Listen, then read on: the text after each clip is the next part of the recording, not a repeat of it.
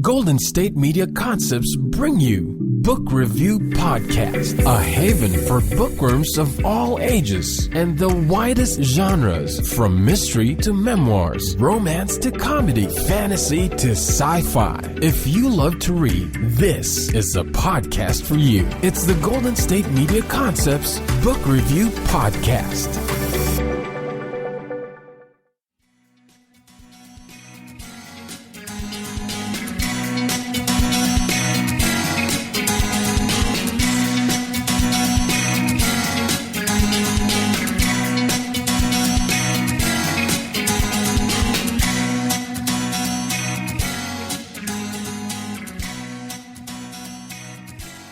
Hello and welcome to the GSMC Book Review Podcast, brought to you by the GSMC Podcast Network. I am your host, Sarah, and I am happy to be with you on this Tuesday in the last week of March. I hope your week is going well so far. I am happy to be with you as always and happy to bring you another author interview. As I mentioned last week, we've had a lot of thrillers on the podcast, a lot of thriller authors, a lot of books that are in the thriller genre, and yet they're all so different. I mean, they all have their other kind of genres as well. They might be suspenseful thriller, they might be kind of scary, they might be they're all so different. I wish I had better words right now because I've just lost my train of thought on all the different types of thrillers that we've had. Today we get a thriller with a little bit of a paranormal element to it, which is something that we haven't had in the last little bit. So I'm excited to bring you an interview with author Carol Goodman about her new novel, The Night Visitors. And let me give you the description of this book. Alice gets off a bus in the middle of a snowstorm in Delphi, New York. She is fleeing an abusive relationship and desperate to protect Orrin, 10 years old, a major Star Wars fan and wise beyond his years. Though Alice is wary, Orrin bonds nearly instantly with Maddie, a social worker in her 50s who resides in an enormous run-down house in the middle of the woods. Maddie lives alone and is always available, and so she is the person the hotline always calls when they need a late-night pickup. And although, according to protocol, Maddie should take Alice and Orrin to a local shelter, instead she brings them home for the night. She has plenty of room, she says. What she doesn't say is that Orrin reminds her of her little brother, who died 30 years ago at the age of 10. But Maddie isn't the only one withholding elements of the truth. Alice is keeping her own secrets, and as the snowstorm worsens around them, each woman's past will prove itself unburied, stirring up threats both within and without. So that is the description of The Night Visitors by Carol Goodman, and it gives you an idea of the story, but there's so many different layers to this story. You get it told from both Maddie's and Alice's points of view, which gives you different insights into the story. Orrin, it's not told from Orrin's point of view, but he has a major role in this story, and you still sort of start to see the world through his eyes a little bit, at least how Maddie and Alice see him. And it just, every time you think you know where it's going, the story takes a little bit of a twist. On a slightly off subject note, I love that Orrin is a Star Wars fan, and that Maddie's brother was also a Star Wars fan 30 years ago. So you get the Star Wars that I grew up with, and then you get Orrin, who is a fan of the original Star Wars and the most recent iterations. So that's a lot of fun for me because I'm a big Star Wars nerd, and I love that was a part of it. Like I said, there is that paranormal element to it. Not going to really tell you too much about that. We talk a little bit about it in the interview, so you'll have to listen to that. Just so interesting. There's so many assumptions that go on when Maddie and Alice meet each other. They both, as we all do, make assumptions, kind of form their opinions of the other right away based on just first impressions. And as they get to know each other through a variety of circumstances, they start to have to revise those assumptions, as we all do. And sometimes they have to revise them in directions that they expected, and other times in not so expected directions. And for us as the reader as well, sometimes those directions are not as expected. It's definitely a page turner. It is got its creepy elements, but it didn't give me nightmares, which I appreciate. If you want a book that will give you nightmares, maybe this isn't the book for you, but I really appreciate a book that creeps me out but does not give me nightmares. So this was the perfect balance of that. I do have copies of this book to give away, so stay tuned until the end of the episode to find out how to win a copy of The Night Visitors by Carol Goodman. In the meantime, we are going to turn now to Carol so that she can tell us more about this book and what went into writing it and all of those other wonderful things that writers talk about in the process of writing their books. So let's turn now to my interview with Carol Goodman, author of The Night Visitors. Hi, Carol. Welcome to the podcast. Hi, Sarah. Thank you. It's great to be here. It is wonderful to have you here. We are going to talk about your new book, The Night Visitors. Before we talk about the book, though, I would love for my listeners to get to know you just a little bit. So if you could share just a little something about yourself and your life. Okay. Well, I'm a writer. That's probably the main thing about my life. I've been writing since I was 9, and I am also a teacher. I teach writing and literature at the State University in New York part-time, and I live in the Hudson Valley, where I've set a lot of my books. I was setting my books here before I moved here, and I have a daughter and a stepdaughter who are all grown up, and a poodle named Connie. Oh, nice. And a husband. A husband who's a poet. Don't want to forget him. Yeah. Okay.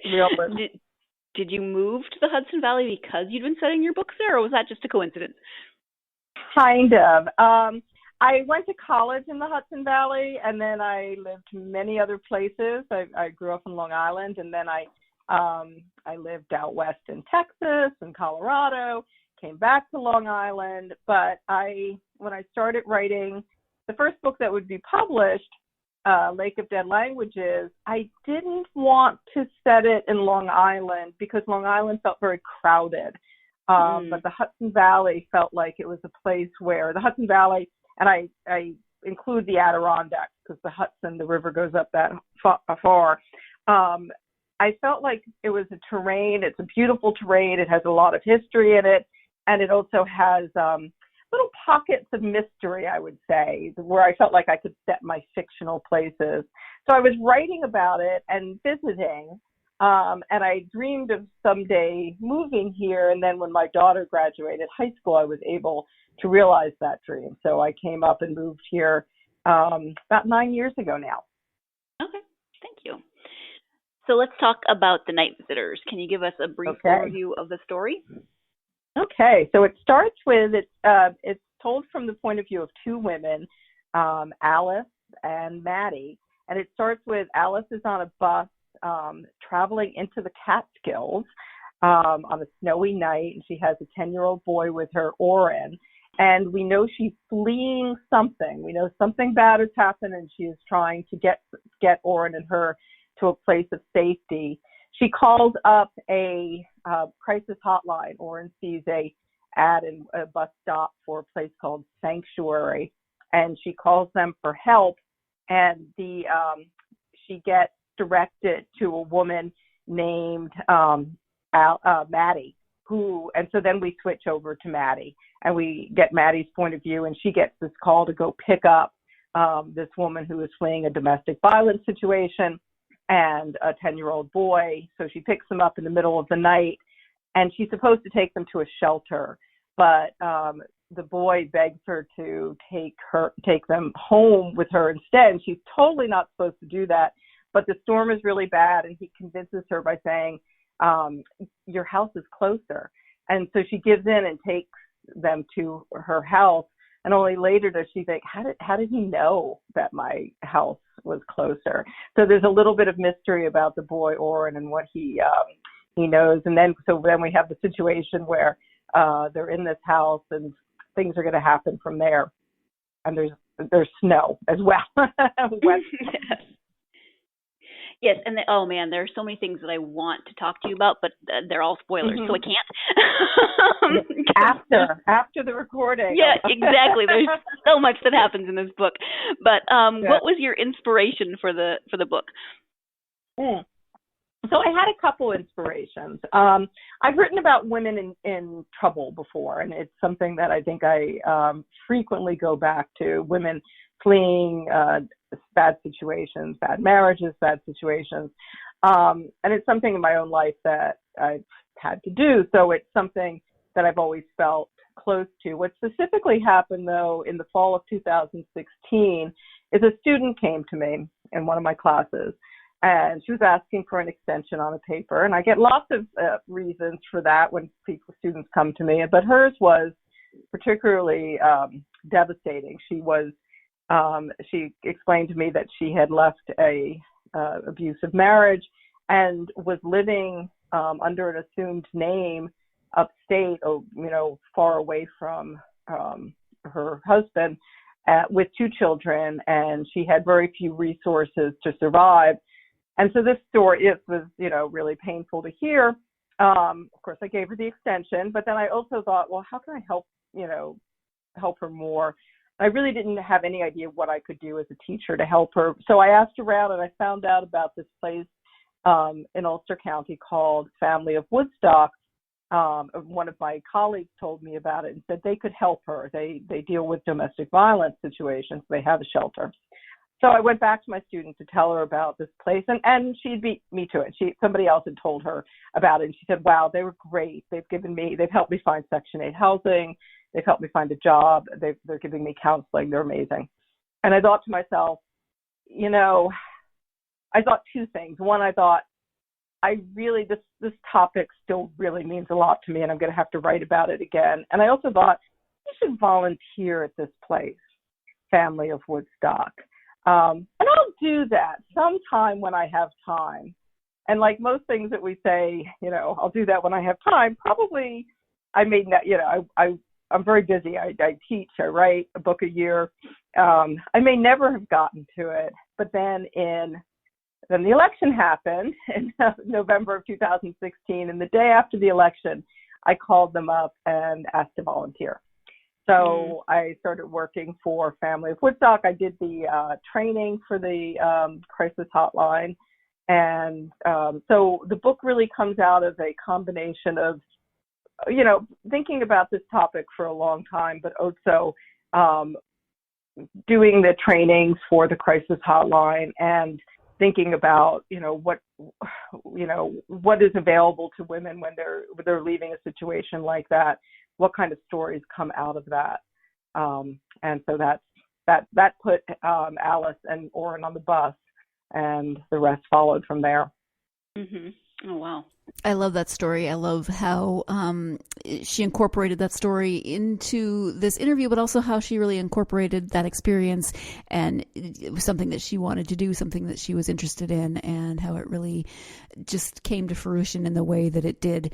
We do have to take our first break of the podcast, but when we come back, we'll be talking more about Maddie and Alice as main characters of this book, The Night Visitors. So stay tuned. You're listening to the GSMC Book Review Podcast, and I will be right back.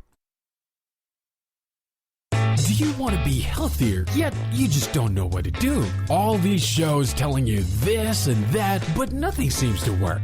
Well, listen close. Golden State Media Concepts has got something great for you. The Health and Wellness Podcast, dedicated to workout trends, healthy eating habits, diet, and everything about healthy living. Join us in our banters as we help you not just live life to the fullest, but live it to the healthiest.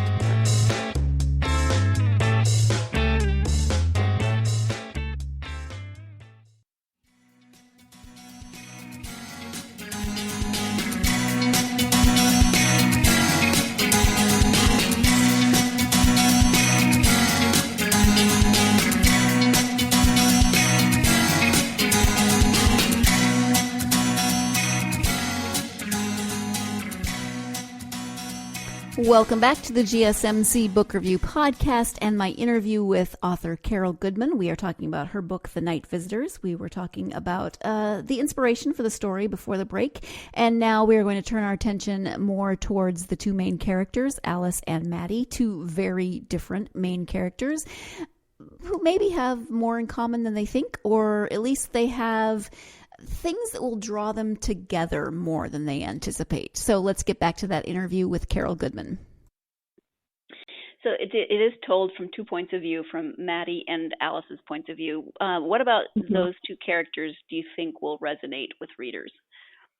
Well, I really like, this is the first time I've ever done that, written back and forth, and I really love the differences in their point of view. Alice is fairly young. She's, we're not sure how young at first, but in her 20s.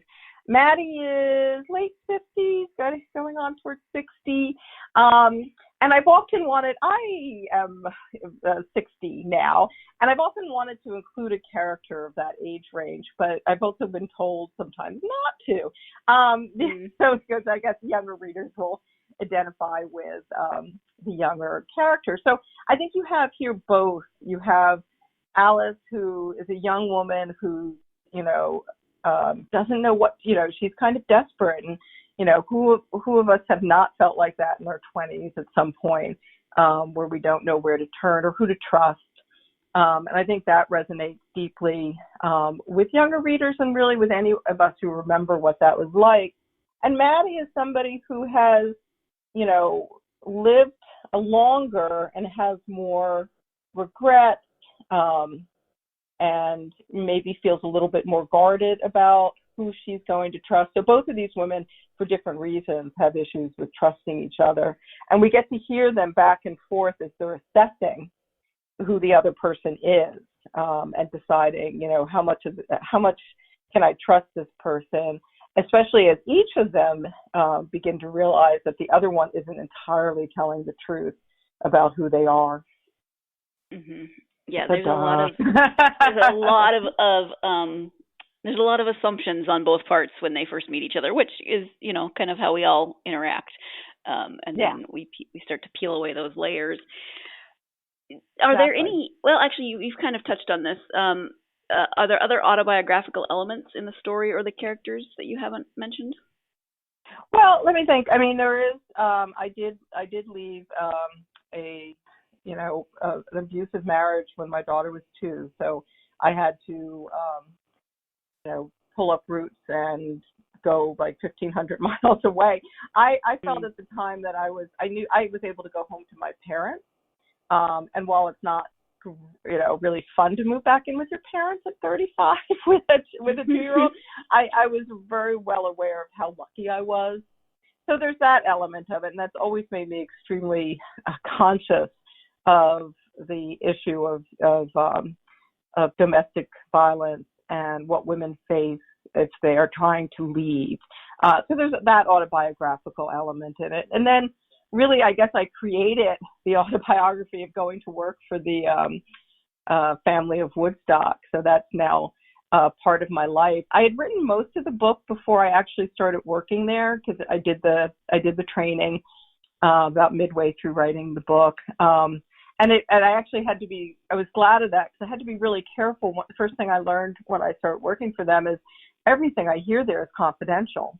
So I could not have used any material, anything that I hear on the phone or in the building I could not have used it. But I did ask them, I said, can I use procedure? Can I use what you've taught me about, taking these calls and talking to people in crisis? And they said, yes, you could use that. So I do use that element in the book very strong. I think it makes the book stronger that I was able to use that. Mm-hmm. And what kinds of research did you do for the book then? Mm-hmm. Well, that was the main research, really. It was. I mean, I did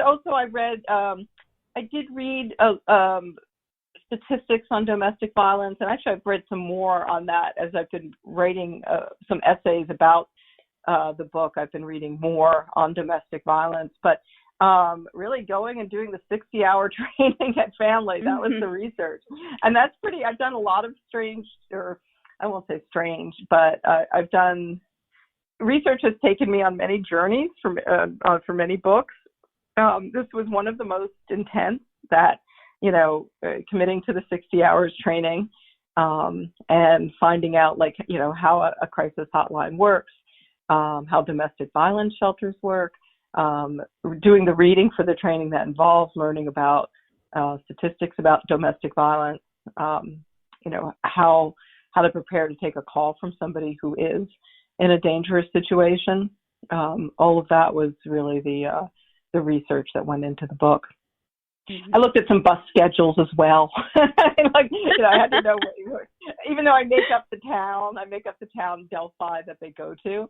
Right. I wanted it to be kind of, I looked at the they leave from Kingston and they travel west, so I was looking up, like what are the bus routes and, how would they have gone? I'm trying to think if there was anything else I had to look. Oh, there's stuff about the constellations and mm-hmm. the stars in it, as you know.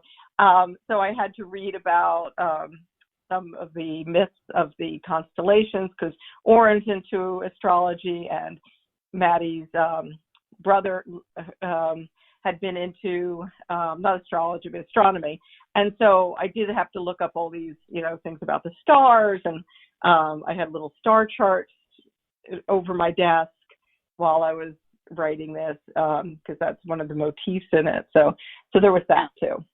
Okay. Now, the book is a thriller, and there's plenty of action, but there's also a paranormal element to it, and I don't want to, again, give too much away. So what made you decide to add the paranormal element into the book? Yeah, well, and I won't even say that I added it. It was always there. I think I knew it was there from the very beginning. Both when we have a little hint of it at the beginning, when Oren seems to know some things that we don't know how he knows them, and also Maddie, when she wakes up, when she gets the call, she thinks her dog is leaning against her leg, and then when she turns the light on, her dog's not there. So there's something in that house. I love ghost stories. I'm right now rereading for like the fourth time Shirley Jackson's The Haunting of Hill House. I just it's a genre that I love, and I love the psychological possibilities of a ghost story, what you can do with that, and I just love that little bit of a suggestion in a book that there might be something else happening here. I just think it's a really powerful metaphor for the fact that we're all haunted in some way by what has gone before. And as I wrote this book, I really started thinking about how it was a metaphor for trauma and what if the trauma in people's lives that haunts them, that stays with them. So that was just something that it felt integral to the book as I wrote it. Mm-hmm. Okay, thank you. Sure. You've written multiple books. I would love for you to actually talk a little bit about some of your middle grade young adult books. Oh, okay, thanks. So I wrote a series, the Blythewood series. That's a young adult series. And then one middle grade book called The Metropolitans. I really started that probably about, I guess I started around 2010, so about 8-9 years ago. I love fantasy, for one thing. That's a genre that I always appealed to me. And I love young adult books, and I love that mixture. I love fantasy and young adult. So I'd written about, I think, 7 adult thrillers by then, and I needed a break. I needed to do something different. I was afraid that I was maybe getting into a little bit of a pattern. And I just had started reading more and more fantasy, and my daughter was really into fantasy and young adult. And so I just had this idea for, first I wrote an adult fantasy book, the Demon Lover series. And then I just wanted to write more fantasy. And so I had this idea. I love books about boarding schools as well. And so I had this idea of a magical boarding school. Who would have thought of that? But that's quite a different one from that. I set mine in the Hudson Valley, and it's in 1911, and so it was a nice change for me to go to write that, and to just get into that world. And it was really fun talking. I think I wrote it at a time too when my daughter she went to college not far from here, actually 6 minutes from here. I have to say. Oh, wow. She and her friends used to coming to my couch, and they were all interested in fantasy and young adult literature, and we'd all talk about it. And so it was fun to be writing that during that time when I was spending a lot of time with them. And so, yeah, it was great to write a trilogy. It was great to actually be able to stay in that world, to do all that world building and stay in it for 3 books. So yeah, it was just great fun. I love that time of life. I love teenagers. I taught middle school for a couple years. I still teach college students who are just on just emerging from that. So it was just a fun thing to do, and I hope to do it again sometime. My daughter has written a young adult book that hasn't been published, but I keep nagging her to I'd like to co-write a book with her. But she hasn't agreed yet. So we'll see. Yeah. I definitely want to read Carol's young adult books as well as some of her other writings. So I'm excited to add those to my to-be-read list. We do have to take our second break of the podcast, but when we come back, we'll be talking a little bit more about her young adult middle grade books, and then talking more about writing and reading and all of those fun things. So stay tuned. You're listening to the GSMC Book Review Podcast, and I'll be right back. Tired of searching the vast jungle of podcasts? Now listen close and hear this out. There's a podcast network that covers just about everything that you've been searching. Hey! The Golden State Media Concepts Podcast Network is here. Nothing less than a podcast bliss with endless hours of podcast coverage. From news, sports, music, fashion, cooking, entertainment, fantasy, football, and so much more. So stop lurking around and go straight out to the Golden State Media Concepts Podcast Network. Guaranteed to fill that podcast itch.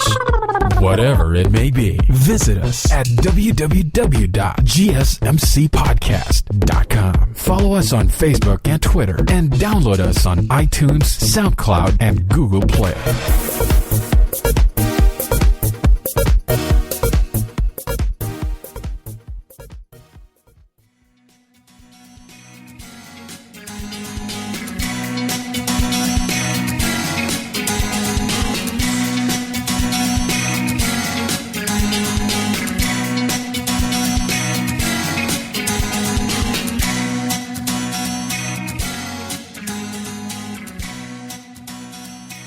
Welcome back to the GSMC Book Review Podcast. I am speaking with author Carol Goodman about her new book, The Night Visitors. Before the break, we were talking about her young adult trilogy, and has a historical fiction aspect to it as well, which is fun. I love that. I love that genre. I love both genres, young adult and historical fiction.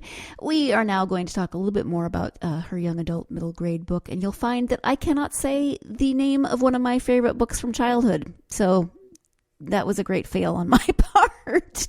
Let's get back to that interview. The one that's not a trilogy, I was intrigued because it's described as From the Mixed Up Files of Mrs. Now I can't talk. Meets the Alchemist, but the E.L. Königberg book, which is one of my favorites growing up. So I was like, I must read that.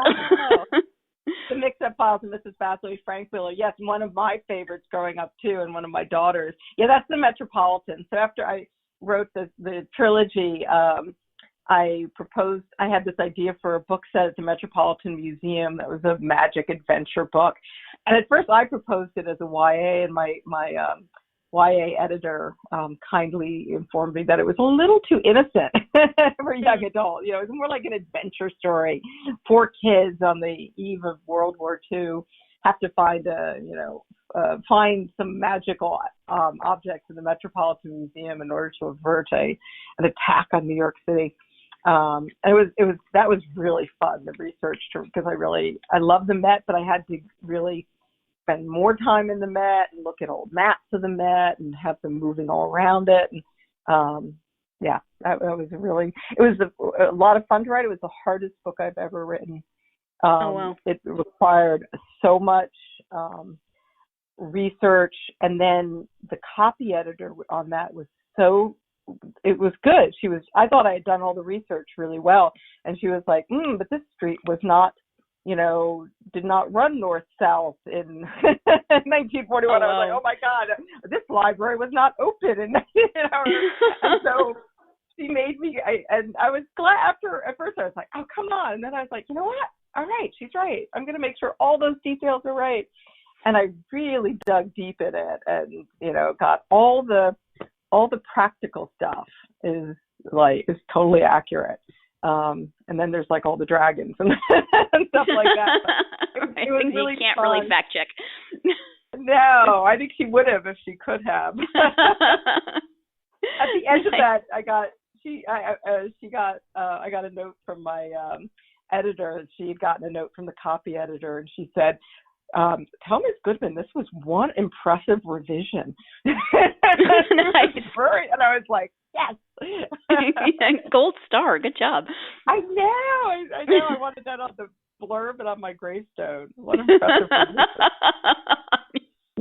Nice. Are there any other of your writings that you would like to highlight? Okay. I should have. So actually, no. Because I think I'm really focused on the night visitors right now. So yeah. I could have told you that before. I guess I'm really. There were other books I've written. I'm happy with them. Right. But I'm really the night visitors. I really am focused on that at this moment. I've been waiting for it to come out. I feel like I wrote it 2 years ago, although I guess it's only been about a year and a half. But I kind of feel like it's an important book. I feel like I really dug into something, and I guess because of using the material and working with family, I feel just like this is. I just want people to read this one. I really do. Mm-hmm. You can read all my other ones too, but to start with this one. Great. Because I'm happy with it. I'm happy with how it came out, and I'm happy with where it took me in my life as well as in my writing. Yeah, great. Thank you. You mentioned at the beginning that you started writing when you were about 9, mm-hmm. and in your biography it says that you wrote a 90-page story complete mm-hmm. with illustrations. Mm-hmm. Hey, do you still have that? I do. Nice. It's falling apart. I looked at it the other day. Someone asked me to bring it to I was going to be on a panel in Florida, and they asked me to bring it. And I said, I do not trust taking this out of the house. It'll just fall to pieces. It's in a folder with the crayon pictures on it, and the pages as I was turning them over there. It's 51 years since I was 9 years old, so it's fairly delicate. But I still have it, and I still remember. Awesome. Yeah, and it really, that was the beginning. I mean, I remember very clearly writing it and feeling like just being taken out of my life entirely. It's as you may have whenever I've written about it, that it's about, herd of magical horses and the girl named Carol that lives with them, and no mention is ever made of Carol's family. So the idea of sort of escaping still being in it, but escaping your circumstances, and my family life there's nothing, terrible about it. But I think it was a way of living completely in this fantasy world. And I liked it so much that the teacher had to call a conference with my mother and say, it's great that Carol's really into this, but she does have to do her other work. Oh, no. I've since, I wrote really since then. I wrote poetry in high school. I took 2 breaks in my life. I did not write when I was in college, which has always been a little odd to me. I was a Latin major. But I kind of just stopped writing. I think I just didn't know where else to go with my writing at that point. And I remember the last semester of college, I started writing short stories. And then throughout my 20s, I wrote short stories. And then I stopped again when I went to graduate school, my first graduate school, going to get a teacher's degree. But after that, I started, when I was graduating from getting my master's, I was writing my master's on young adult fiction, and I started a young adult book in my last semester, and that book didn't get published, but I wrote it, And from then on, I really kept writing, Nice. and didn't get published until late, I guess, really until I was 40. I mean, I started getting short stories published in my 30s, but I always knew I wanted to be a writer. I didn't always know how to do that. Mm-hmm. Then, out of your unique experience and journey towards writing, do you have advice for aspiring authors? Well, really that you just have to keep doing it. That you're a writer if you write. A lot of people think they can't call themselves a writer until they get published. Really, that's not what makes you a writer. It makes you a writer if you sit down and you write. And that, it's not going to be perfect the first time you put it down. You just have to keep doing it. You have to make room in your life for it, and and tell people that I think you really have to claim your own space for it as well. That if it's important to you, that this is when I write and this is the time I take for it, and and read. And that's the other main advice. You really. I guess I should have mentioned right from the beginning in defining myself, writer, teacher, reader. You just have to read as much and as widely as you possibly can, and keep doing that.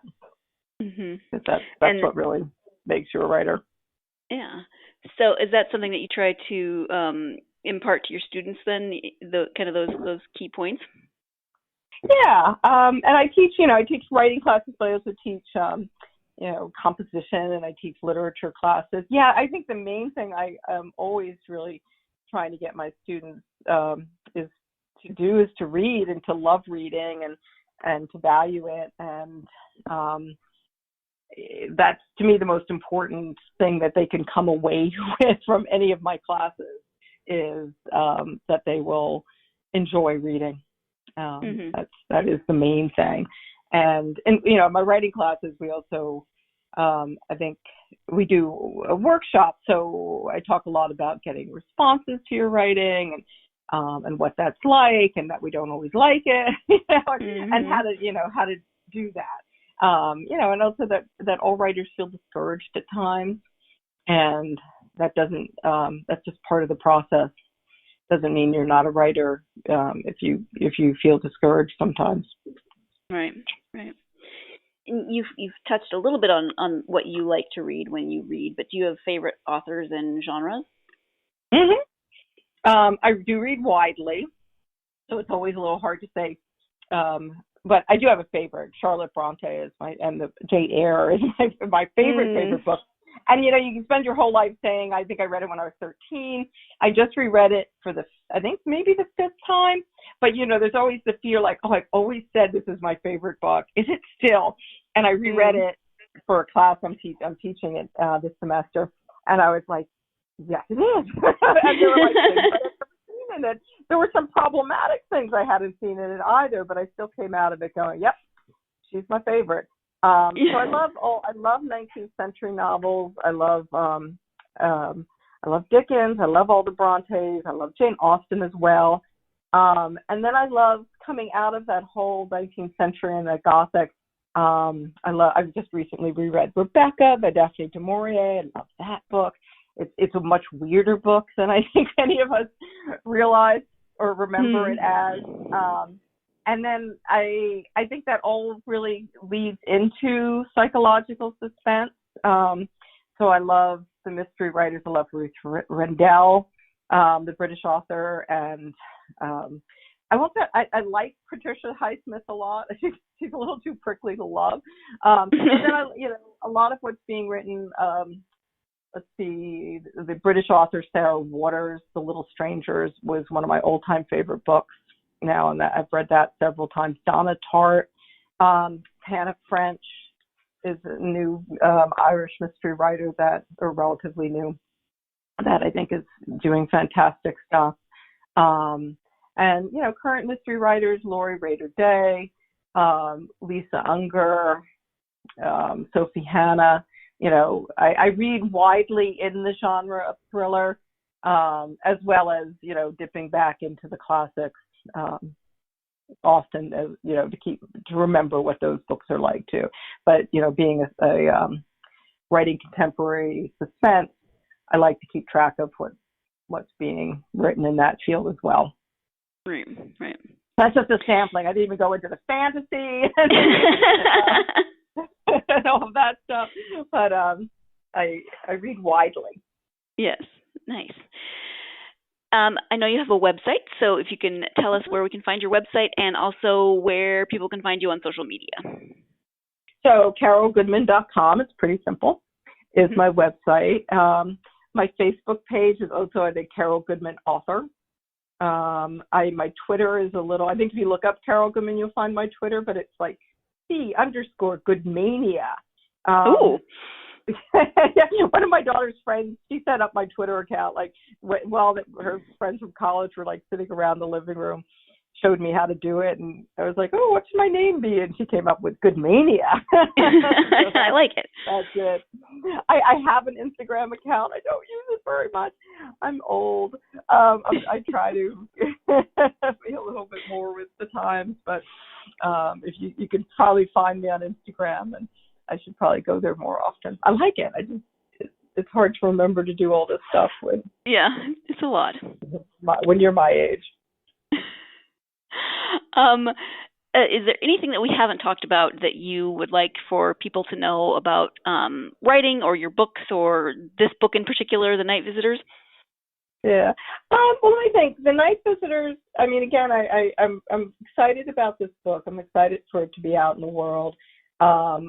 I think it has, what I've tried to do is to meld that, the psychological suspense, and that, it's a very fast-moving book, but I think it also addresses a really important social issue, and that's important to me. It's important to me to have my readers think about, what would they do if they were out on the road and had no place to go, and to think about that when they encounter people who are in very different life situations from them, and what kind of judgments we make when we encounter people in those situations, and understand that this could be yourself, this could be a sister or a friend, somebody you love. So to really think about extending our compassion and care towards people who are in vulnerable situations. I think it's really more important now than ever. So not to be too preachy, but because the book I feel it's a mystery and suspenseful, and I think there are some funny parts, which is always important to me. I've realized recently, and this is something I had not realized, and so I was in part this is the last bit of sort of writing realization I've had recently, because I often have students who talk about, like, how do you know which book to write, and do you sometimes realize you can't write that book? And for me, there's a sort of, there are a lot of things that come together for a book, but I have to, no matter how serious the content is, I have to see some light in it, and some of that is just the humor of the characters, and sometimes it's very dark humor. Maddie is making some jokes during periods where terrible things are happening, but that's actually kind of important to me, and to find that lightness and that to be able to laugh at moments when things look really bleak, and so I think that's important too. I always think I write about people who are going through really dark times, but who manage through maybe lending a helping hand towards somebody else, finding a way out of that darkness, finding a way towards light, by having compassion for each other. And that's all I think any of us are really trying to do. Mm-hmm. Yeah. So, yeah.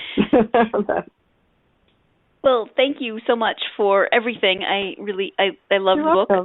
It's definitely a page turner, and loved talking to you today. So thank you for taking the time to speak with me about The Night Visitors.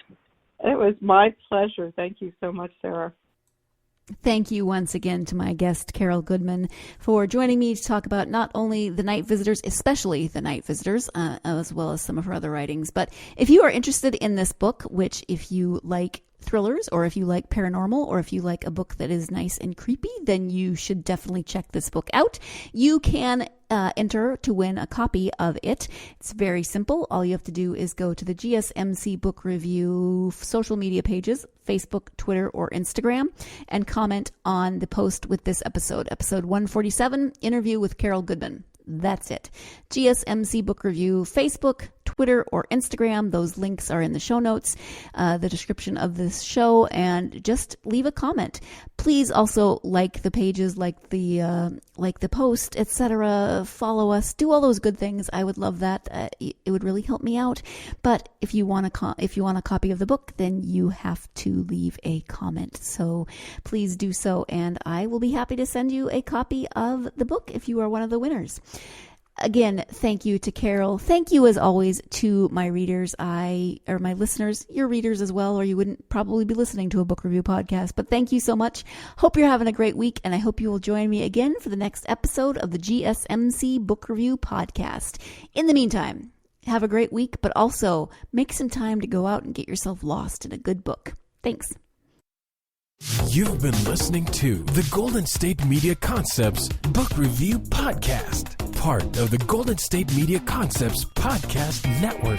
You can find this show and others like it at www.gsmcpodcast.com. Download our podcast on iTunes, Stitcher, SoundCloud, and Google Play. Just type in GSMC to find all the shows from the Golden State Media Concepts Podcast Network, from movies to music, from sports to entertainment, and even weird news. You can also follow us on Twitter and on Facebook. Thank you, and we hope you have enjoyed today's program.